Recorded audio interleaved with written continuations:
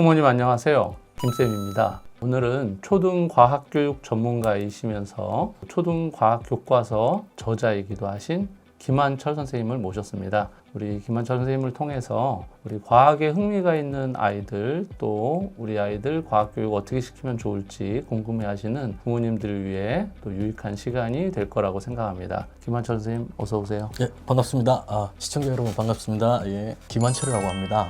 오늘 여러분들한테 과학교육에 대해서 한번 김태원 박사님과 함께 알려드리도록 하겠습니다. 김 선생님 학교 요즘에 이제 현장학습이 좀 이슈가 됐었어요. 가네 안 가네. 선생님들이 이제 뭐 이런 조건에서 가서 욕만 먹으니 안 간다 했는데 어떻게 김한철 선생님 학교는 어떻게 하기로 결정하셨어요? 예, 뭐 저희 학교는 그 학부모들하고 조금 그게 사전에 작년에 약속이 돼 있는 거기 때문에 교육과정 짤 때 그래서 이제 또 교사들도 한 55% 정도가 찬성하는 걸로 나와서 작년에 진행하려고 지금 계획 중이고, 근데 주변의 학교는 뭐 많이 진행 안 하는 걸로 저도 보이더라고요. 그래서 앞으로 이 문제에 대해서 좀 우리 교육 좀 시스템적으로 보완이 된 다음에 교사들이 안정적으로 현장학습을 진행할 수 있도록 하는 그런 계기를 마련해 줬으면 좋겠다는 생각을 항상 하고 있습니다. 예. 네, 그러게요. 이게 선생님들이 애쓰고 욕먹고 그런 상황이 조금 있어요. 억울한 상황들이. 예. 그래서 이번에 그런 이슈가 된 것 같은데 그래도 또 학부모님들과의 약속이라서 또 진행을 하시는군요.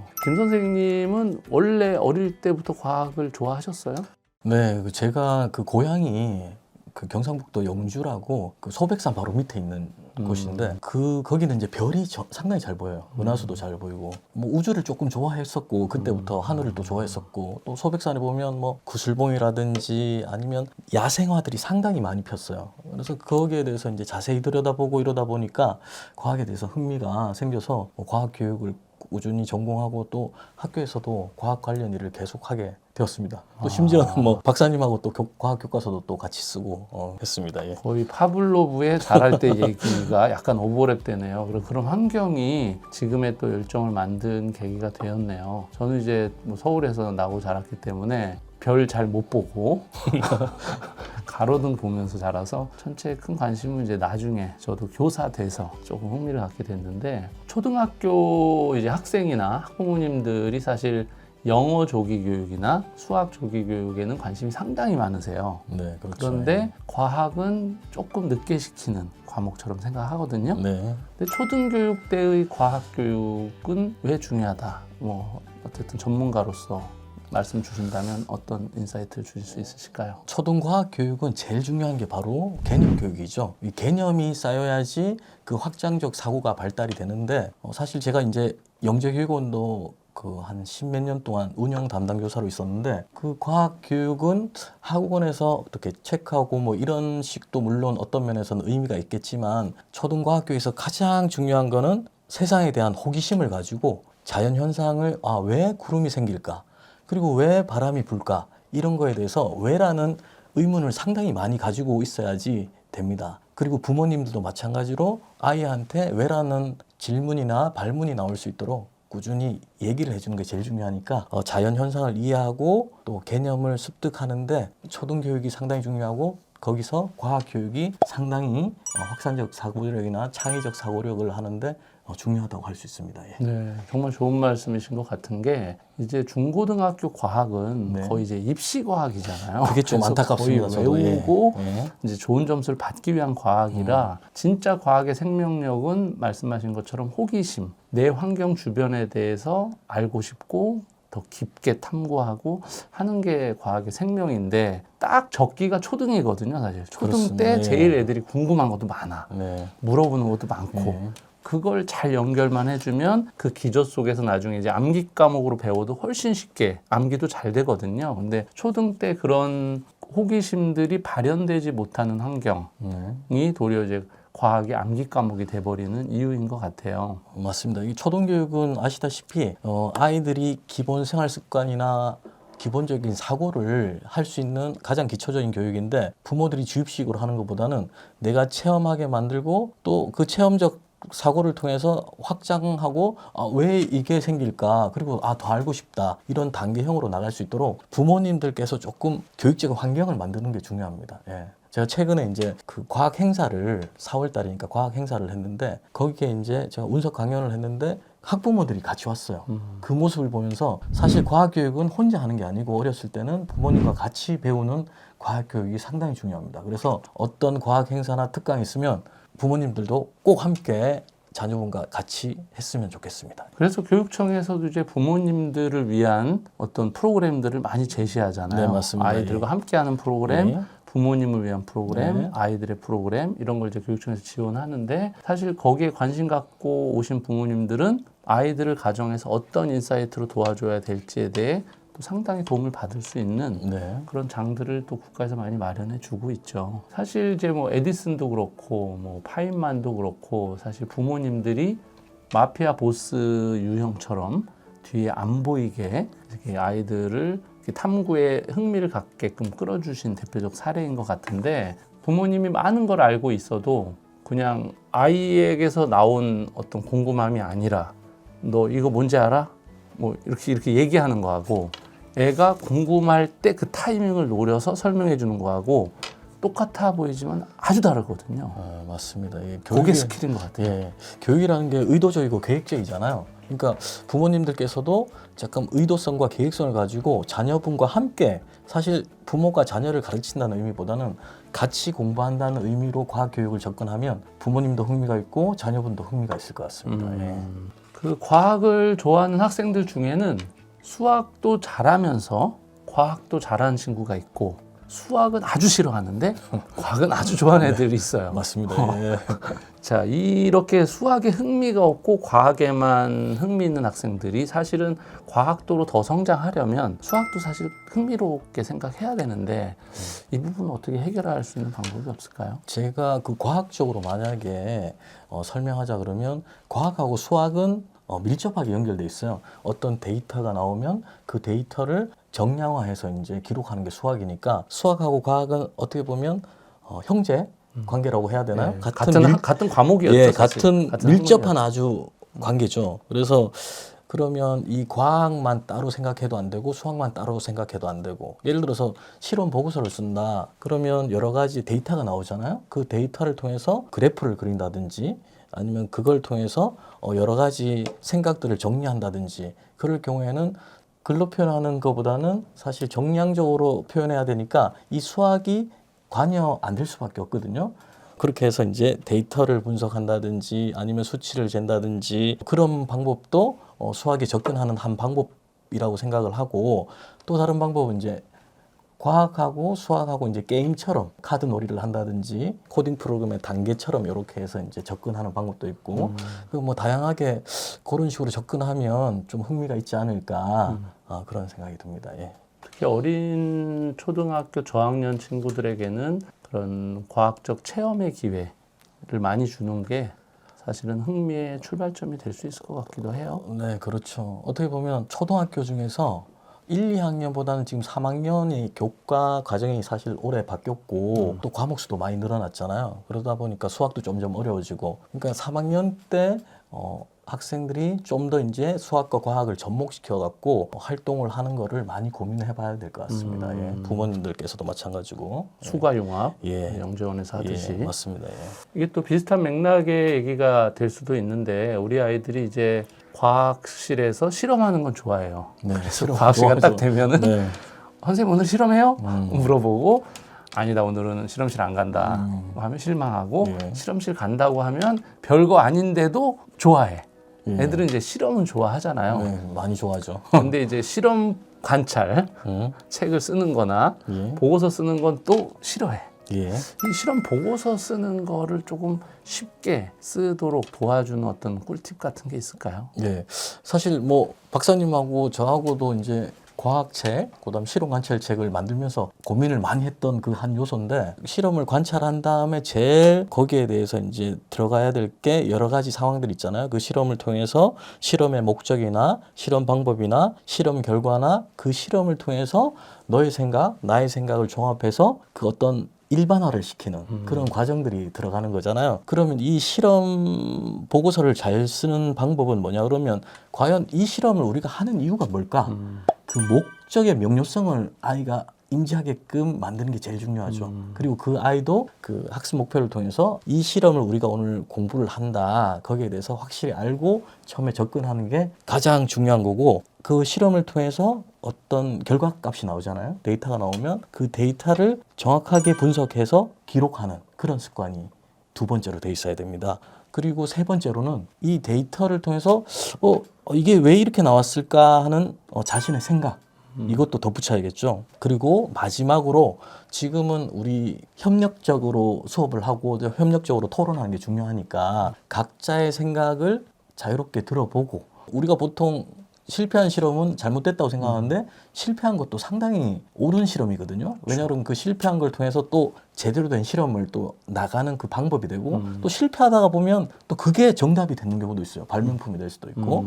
그래서 그 실패나 잘못된 오류의 말을 하더라도 그 친구의 생각을 한번 들어보고 전체적으로 들어서 내 생각을 정리할 수 있는 거 마지막으로 그게 아마 실험 보고서를 잘 쓰는 꿀팁이 아닐까 생각이 듭니다. 예. 맞아요. 김만천 선생님 같이 이제 아이들한테 실패한 실험도 되게 의미가 있어. 왜 실패한지를 찾아내는 것 자체가 과학이야. 이렇게 알려준 선생님은 애들이 실험에 대해 자유롭고 편안하게 하는데 그런 게 없으면 애들은 꼭 맞춰야 된다는 생각 때문에 다른 모든 데이터 어떻게 나왔나 네. 싹 보고 눈치껏 똑같이 고쳐. 그렇죠. 그런 사례가 은근히 있죠. 그러니까 선생님 어떻게 가이드하는지에 따라서 결과나 실험 과정 자체의 수준이 또 달라지는 것 같고 네.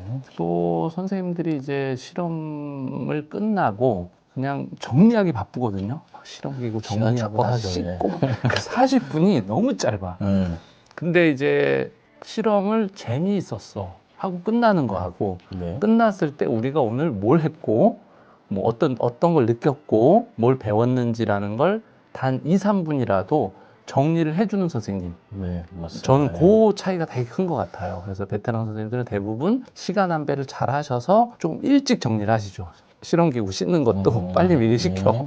그리고서 정리 타이밍을 갖고 경력이 짧으신 선생님들은 늘 그 쉬는 시간 넘겨. 다음 반 과학실에서 기다리고 있는데 그때 막 나가기 급급한 그런 것들을 좀 저도 많이 봤던 것 같아요. 네. 어떻게 보면 이 여러분들이 공부하고 있는 이런 과학 교과서가 물론 우리가 쉽게 실험을 하지만 이 실험을 하기 위해서 수많은 과학자들이 밤을 지샌 결과물을 우리가 지금 현재 편하게 보고 있단 말이에요. 실험을 하고 있는데 이 실험의 목적과 그 다음에 그 실험에 대한 결과 요거를 명확하게 다시 한번 되짚어야 되는 게 교사의 어떤 교육적인 의무 아닐까 이런 생각이 듭니다. 예. 그래서 이론으로 배우는 것뿐 아니라 실험을 하고 이론 설명을 하면 오래도록 기억되고 몇 개 확실히 될 수 있습니다. 맞습니다. 예. 그리고 김한천 선생님께서는 또 이 과학 베테랑이시고 탑티어시기 때문에 과학 대회도 상당히 이제 많이 지도를 하시고 심사도 지금도 많이 하고 계실 텐데 이 과학 대회의 상위권 입상자 아이들의 특징이 있다면 어떤 게 있을까요? 네, 이 과학 심사를 딱 해보면 누구나 가질 수 있는 생각을 가진 작품이나 어떤 자료들은 사실 별로 가치가 없습니다. 심사자로 봤을 때. 그렇죠. 왜? 그 과학적인 가치로 봤을 때는 조금 더 창의성이 요구되는 좀 특별한 그 아이만의 작품이 제일 중요하니까 그걸 먼저 생각해 봐야 됩니다.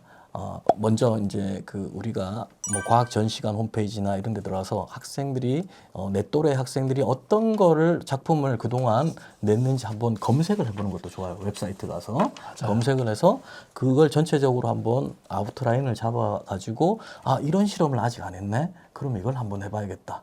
또 다른 하나는 뭐냐 그러면 거기서 이제 우리가 보통 학생 탐구 보고서나 딱 보면 맨 밑에 제언이라는 게 있잖아요. 다음에 어떤 거를 내가 했으면 좋겠다. 그거를 포인트로 딱 잡아서 실험해야 돼요. 이건 진짜 꿀팁이에요. 이거 진짜 꿀팁이네요. 자, 우리 박사님 채널에 많이 제가 얘기하는 꿀팁인데 너무 많이 쏟아내고 계십니다. 오늘. 쏟아내야죠. 모처럼 왔는데 그래서 이제 그걸 통해서 논리적으로 내가 실험 계획을 세워서 요거를 실제로 한번 해봅니다. 그러면 아무래도 입상권에 들어가지 않을까 하는 생각이 들고 또 이 친구들의 특징이 또 있습니다. 어떤 특징이냐 그러면 과제 집착성이 상당히 뛰어나다는 거죠. 그 어떤 부분에서 뭘 연구하거나 할 때 하다가 안 돼서 어렵고 포기하는 게 아니고 이거를 끝까지 파고 들어가는 거예요. 자, 요즘 자료를 구하기가 쉽잖아요. 예전보다. 그렇네요. 예, 다양한 방법이 있으니까 그 자료를 구해서 이게 실험을 계획을 세우고 뭐 변인 통제나 이런 걸 하기 위해서 여러 가지를 고민을 한 다음에 자기가 이제 실험을 해보고 이런 친구들이 결국에는 좀 우수한 상을 거두더라고요. 보니까 그게 하루아침에 되는 것도 아니고 그리고 뭐 어디서 누구한테 갑자기 지도받는 게 아니고 그게 습관이 돼야겠죠. 꾸준히 습관이 돼서 그 실험 결과를 명확하게 이해하고 또 끝까지 그 실험을 수행해야겠다는 생각을 가지고 개념부터 시작해갖고 과정까지 모든 것들을 시뮬레이션해서 실험 대회에 참여하는 그럴 경우에는 좀 좋은 성적을 받지 않을까 하는 생각이 듭니다. 근데 제가 말씀드리고 싶은 거는 상을 욕심을 내는 것보다는 내가 최선을 다하고 내가 즐겁게 참여하고 또 다른 아이의 작품도 보고 그다음에 그 대회의 어떤 분위기를 체험하는 게 그 아이의 발전이 아닐까 하는 생각이 들고 사실 요즘 뭐 아시다시피 상은 생활기록부에 들어가지 않잖아요. 아이들한테 많이 이제 노출시킬 수 있는 그런 것도 의미가 있다고 저는 생각을 합니다. 예. 그렇죠. 참가했던 경험은 들어가는데 네. 상 등에는 안 들어가죠. 그렇죠. 예. 그러니까 그런 부분에서 이제 부모님들이 아이들이 즐겁게 대회에 참여할 수 있는 그런 분위기를 주고 허용적으로 잘할 수 있다. 그런 응원의 박수가 좋지 않을까. 저는 그렇게 생각이 듭니다. 네, 맞습니다. 그리고 아이들이 이제 참여를 하면 다음 대회에 다른 애들보다 나을 확률이 아주 높아요. 네. 지금은 이제 김한철 선생님께서 탑 오브 탑 아이들 얘기를 해주셨는데 네. 통상 일반 아이들을 보면 한 중위권 밑으로는 아예 대회는 나와 관계없는 것으로 여기죠. 네, 맞습니다. 대부분 대회는 예, 나와 예. 관계없어 이렇게 생각하고 그 중위에서 그 위에 애들은 선행 연구 검사를 안 하고 우선 들이대. 맞습니다. 예. 그러니까 우리 성인 연구 방법도 사실 선행 연구가 가장 중요하잖아요. 그래서 선행 연구를 안 해버리면 내 아이디어가 너무 좋아. 내 기준에서는 실내화에 걸레 붙여가지고 걸어가면 자동으로 바닥이 닦인다. 야, 이렇게 기적 같은 아이디어를 내가 냈구나 하고 내면 학교에 그 똑같은 발명품이 한 10개 나오죠. 그렇죠. 매해마다. 그래서 이제 검사를 해보면 아, 이게 이미 있구나라는 걸 통해서 조금씩 변형을 하는데 선행 검색을 안 해버리면 네. 나한테는 너무 기발한데 네. 거의 뭐 1000년 전, 아니 1000년까지는 아니겠다. 한 몇십 년 전부터 계속 대회에 나왔던 아이템인 경우가 많죠. 그래서 선행 연구를 안 하고 들이대는 애 차라리 나요. 안 들이대는 애보다. 그렇죠. 그 다음에 선행 연구하고 나고는 애. 얘네들부터 이제 입상권이라는 곳에 들어갈 수 있는 확률이 높은 애고 탑 오브 탑은 아까 말씀하신 기존 선행 연구 중에 재현 부분.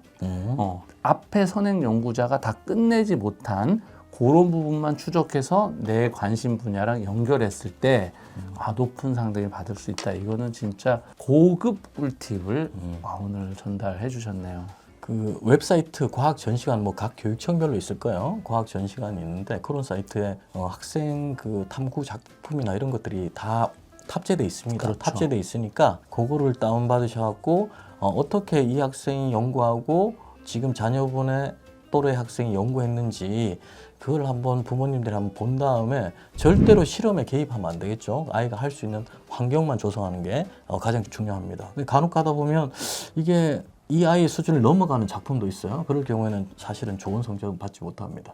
예, 그 아이 또래가 갖고 있는 창의적인 생각, 그게 아마 가장 기준 포인트가 된다고 볼 수 있습니다. 그래서 저희가 면접을 보잖아요. 예. 심사위원들이 예. 그걸 정말 잘 알고 있는지 과정에 대해서 아는지 그런데 정말 술술 잘 대답한다. 그러면 이제 대통령상 받는 거고 근데 우물쭈물댄다, 모른다. 그러면 이제 만들어진 거로 보고 이제 등에서 떨어지는 거죠. 네, 학급이나 이제 대회 지도를 통해서 많은 아이들을 이제 지도 경험을 갖고 계실 텐데 선생님께서 그동안 지도해 주신 제자 중에 혹시 과학적으로 뭔가 퍼포먼스가 좋았다거나 인상 깊었던 어떤 사례가 있을까요? 사실은 뭐 제가 하다 보니까 이제 교직 경력이 한 25년, 한 26년 정도 되는데 처음부터 이제 과학적으로 뭐 과학부장도 상당히 오래 했었고 이러다 보니까 어떻게 하면 학교 교육에 일조할 수 있을까 저는 그런 생각을 했습니다. 그래서 어떻게 보면 전문 봉사, 그러니까 탈북 어린이들한테도 이제 전문 봉사를 했었고 반 친구들도 지금은 사실은 좀 어려워요. 예전에는 아이들을 이제 조별로 모아서 몇 월 며칠 몇 시경에 우리가 강화도로 떠난다 이래갖고 제 차에 태워서 20대 때? 아닙니다. 사실 지금 한 7, 8년 전? 그 전에 학교. 열정이 대단하십니다. 그래서 이제 그 아이들을 이제 태워서 강화도에 모 중학교에 가서 이제 별을 보여준 적도 있고. 근데 이제 6 모둠에서 한 모둠은 제가 딱 그거를 폈는데 아이피스를 안 갖고 갔는 거예요. 저반 렌즈를 안 갖고 왔고 못 본 친구들이 있는데 근데 그 친구들은 별똥별이 그때 떨어지더라고요. 다행히. 그래서 별똥별을 본 기억도 있고 이런 식으로 해서 과학적인 접근을 많이 시키려고 했어요. 아이들한테. 또 때로는 병아리를 키웠어요. 병아리 부화기를 사서 부화를 시켜갖고 그 전 전교생들한테 병아리 집을 예쁘게 지어온 아이들한테 병아리를 나눠준다. 이래갖고 부화를 제가 시켜갖고 병아리를 나눠줬던 기억이 있습니다. 그 몇 마리를 부화하셨겠나요? 제가 상당히 한 유정란을 사서 한 60마리는 나눠줬습니다. 교실에서? 교실에서 아이들한테 이제 나눠주고 원하는 애들.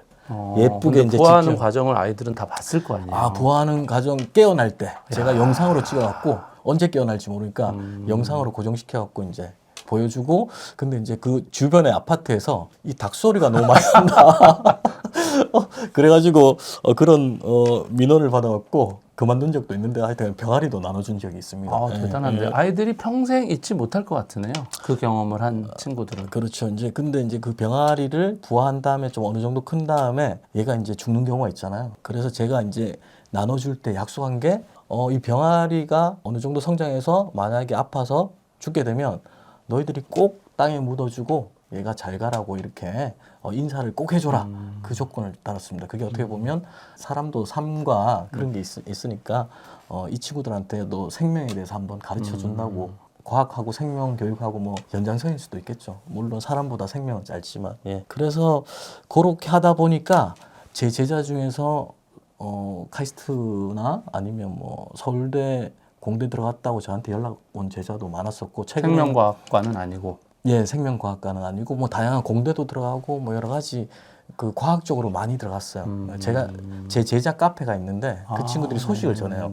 한 300명 정도 있는데 최근에는 이제 제가 과학중심학교 남부에서 할 때 그때 이제 가르친 제자인데 그 제자가 대학원을 졸업하고 LG에 들어갔다가 삼성으로 갔다가 요번에 이제 결혼한다고 저한테 이제 참석장을 가지러 오는 경우도 있었고